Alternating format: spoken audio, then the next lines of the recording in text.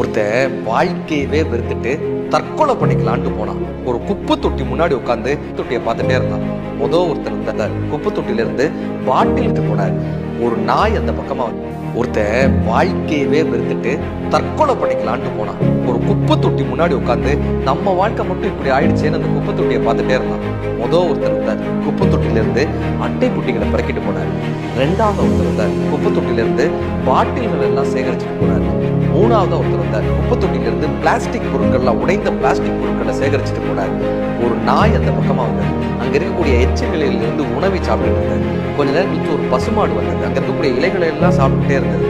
இவன் யோசிச்சான், ஒரு குப்பை தொட்டியாலேயே இத்தனை பேரை வாழ வைக்க முடிகிறது என்றால் நாம் ஏன் வாழ முடியாதுன்னு அந்த தற்கொலை எண்ணத்தை அந்த குப்பை தொட்டியிலேயே தூக்கி எறிந்துவிட்டு தன் வாழ்க்கையை நோக்கி நடக்க தொடங்கினான். ஒரு யானைக்கு ஒரு கரும்பு தோட்டமே தேவைப்படுகிறது. ஒரு எறும்பு